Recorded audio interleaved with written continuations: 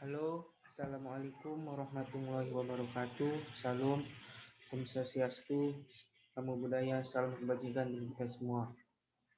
Pertama-tama, marilah kita panjatkan puji syukur kita kehadiran Tuhan Yang Maha Esa atas berkat limpahan dan rahmat-Nya agar kita dapat memberikan kesehatan, keselamatan, dan kebahagiaan bagi kita semua. Ya, kami dari kelompok 6 Matematika Dasar ingin memberikan proyek tugas KKNI yang alhamdulillah telah diselesaikan dengan cara sempurna, insya Allah. Sebelum memulai ke materi, izinkan kami memperkenalkan anggota. Yang pertama itu ada Nadia Agustin dengan nomor induk mahasiswa 420321006. Yang kedua itu ada Tarija Putri dengan nomor induk mahasiswa 420121110. Yang ketiga itu ada saya sendiri Hamid Alfaras 42032351005. Yang keempat ada Zahra Malaregita dengan nomor induk mahasiswa 420121110. Yang kelima ada Zafira Dwika Andika dengan nomor induk mahasiswa 420321110. Materi kami yaitu integral dan teknik pengintegralan. Pengertian integral. Integral adalah sebuah konsep penjumlahan secara berkesinambungan dalam matematika. Integral dan inversnya diferensiasi adalah operasi utama dalam kalkulus. Integral dikembangkan menyusul dikembangkannya masalah dalam diferensiasi, yaitu matematikawan harus berpikir bagaimana menyelesaikan masalah yang berkebalikan dengan solusi diferensiasi. Lambang integral adalah L atau yang bisa dilihat di situ. Konon dalam sejarah matematika pelajaran integral lebih dikenal dengan antidiferensial atau kalau kita sebut di sekolah itu sebagai kata turunan dibanding kata diferensial. Jadi integral itu adalah kebalikan dari turunan. Baik integral ataupun diferensial, keduanya merupakan bagian dari ilmu kalkulus dalam matematika. Integral itu terbagi dua macam, yaitu integral tentu dan integral tak tentu. Pada integral juga terdapat trigonometri yang dalam penyelesaiannya membutuhkan waktu yang cukup lama dan dengan cara yang agak menyulitkan. Namun dengan MATLAB ini, cara-cara yang rumit tersebut dapat sederhanakan sehingga untuk memperoleh hasilnya pun cukup dengan mudah. Pengintegralan fungsi. Pengintegralan fungsi itu fx terhadap x dinotasikan atau dilambangkan sebagai berikut. Yang pertama itu integral fx dx sama dengan fx tambah c. Integral notasi yang diperkenalkan oleh Leibniz, seorang matematikawan asal Jerman. Fx itu sama dengan fungsi integral. Fx besar itu fungsi integral umum yang bersifat f aksen x sama dengan fx. C itu sebagai konstanta pengintegralan. Yang pertama itu ada materi integral tak tentu.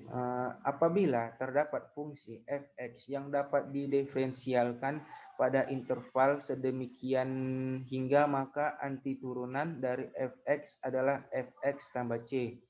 Secara matematikatis ditulis integral fx dx sama dengan fx tambah c, di mana integral dx lambang integral yang menyatakan operasi antiturunan.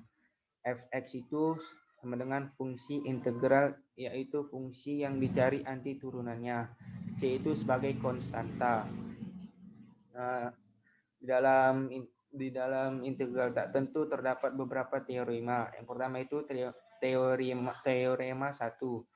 Jika R bilangan rasional dan R sama dengan min 1, maka integral x pangkat R dx sama dengan 1 dibagi R tambah 1 kali X R kali X pangkat R tambah 1 tambah C. C itu adalah konstanta. Yang kedua itu teorema kedua. Jika f fungsi yang terintegralkan dan k suatu konstanta, maka integral kf K fx dx sama dengan K integral fx dx. Yang selanjutnya teorema 3. Jika f dan g fungsi-fungsinya yang terintegralkan, maka integral fx tambah gx dx sama dengan integral fx dx tambah integral gx dx.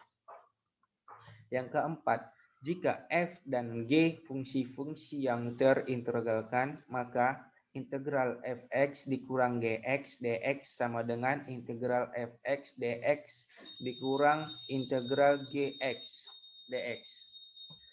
Teorema kelima, aturan integral substitusi. Jika U suatu fungsi yang dapat didiferensialkan dan R suatu bilangan rasional tak nol, maka integral U X pangkat R U aksen X dx sama dengan 1 per R tambah 1 kali U X pangkat T tambah 1 tambah C, di mana C itu adalah konstanta dan R min 1.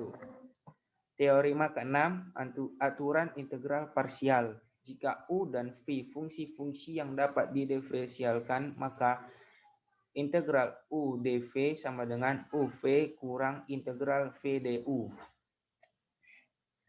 Teorema ketujuh itu aturan integral trigonometri. Jika integral cos X dx sama dengan sin X tambah C. Jika integral sin X dx sama dengan min cos X tambah C. Jika integral 1 per cos kuadrat X sama dengan tan X tambah C, di mana C adalah konstanta. Lanjut, materi kedua itu adalah integral tentu. Nah, jadi yang pertama itu integral tak tentu, materi kedua integral tentu. Jika fungsi f terdefinisi pada interval a, b, maka integral BA fx dx adalah integral tertentu terhadap fungsi f dari A ke B. Pengintegralan dituliskan sebagai berikut. Integral BA fx dx sama dengan inverse fx per BA sama dengan FB kurang FA. Dengan fx sebagai fungsi integral, A itu batas bawah, B itu batas atas. Teorema dasar kalkulus. Jika f kontinu pada interval dan andaikan f sembarang antiturunan dari f pada interval tersebut, maka fx batas atas batas bawah sama dengan fb kurang fa. Di dalam integral tentu itu memiliki teorema. Yang pertama itu kelinearan. Jika f dan g terintegralkan pada interval a, b dan k suatu konstanta, maka integral atas bawah BA kf x dx sama dengan kba fx dx. Integral kba fx dx. Integral BA fx tambah gx dx sama dengan integral BA fx dx tambah integral BA gx dx. Yang ketiga, integral BA fx kurang gx dx sama dengan integral BA fx dx dikurang batas integral BA gx dx. Yang teorema kedua itu perubahan batas. Jika f terintegralkan pada interval a, b, maka integral a fx dx sama dengan 0. Integral b a fx dx sama dengan min b a fx dx. Teorema ketiga itu teorema penambahan interval. Jika f terintegralkan pada suatu interval yang memuat 3 titik A, B, dan C, maka integral CA fx dx sama dengan integral BA fx dx ditambah integral CB fx dx. Teorema keempat, kesimetrian. Jika f fungsi genap, maka integral A min A fx dx sama dengan 2 integral A0 fx dx. Jika f fungsi ganjil, maka A integral min A fx dx sama dengan 0. menentukan luas daerah. Di dalam integral itu menentukan luas daerah. Yang pertama itu menentukan luas daerah di atas sumbu X. Misalkan R daerah yang dibatasi oleh kurva Y sama dengan Fx, sumbu min X, garis X sama dengan A, dan garis X sama dengan B dengan Fx lebih besar daripada 0 pada A, B, maka luas daerah R adalah sebagai berikut. L R sama dengan integral BA Fx dx. Nah, berikut gambar grafik kurva di atas sumbu X. Bisa dilihat, beginilah gambar grafik kurva di atas sumbu X. Yang kedua, menentukan luas daerah di bawah sumbu X. Misalnya, S daerah yang dibatasi oleh kurva Y sama dengan Fx, sumbu min X, garis X sama dengan A, dan garis X sama dengan B, dengan Fx lebih kecil daripada 0 pada A, B, seperti yang telah dibahas di subbab di diagonal 1, maka luas daerah S adalah LS sama dengan min integral BA Fx dx. Berikut gambar grafik kurva di bawah sumbu X, di bawah sumbu X. Yang ketiga itu menentukan luas daerah yang terletak di batasi kurva Y, Fx, dan sumbu X. Misalkan T daerah yang dibatasi oleh kurva Y sama dengan Fx, sumbu min X, garis X sama dengan A, dan garis X sama dengan C dengan Fx lebih besar pada 0 pada A, B, dan Fx lebih kecil daripada 0 pada B, C, maka luas daerah T adalah sebagai berikut.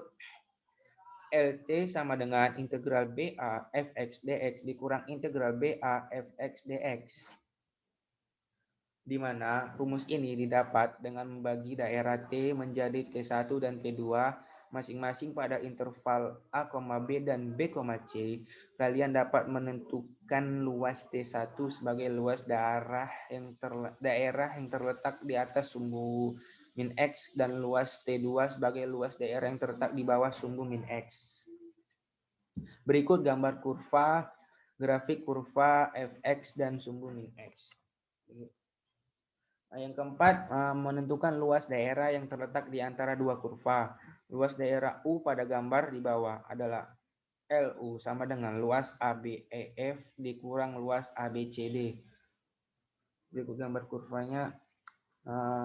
ABEF adalah daerah yang dibatasi oleh kurva Y1 sama dengan Fx, X sama dengan A, X sama dengan B, dan Y sama dengan 0. Sehingga luas ABFX sama dengan B integral BA Fx dx. Adapun ABCD adalah daerah yang dibatasi oleh kurva Y2 sama dengan Gx, X sama dengan A, X sama dengan B, dan Y sama dengan 0. Sehingga luas ABEF sama dengan integral BA Gx dx. Begitulah hasil proyek dari tugas matematika dasar KKNI dari kelompok 6. Lebih dan kurang saya mohon maaf atas perhatiannya. Saya ucapkan terima kasih. Assalamualaikum warahmatullahi wabarakatuh. Terima kasih.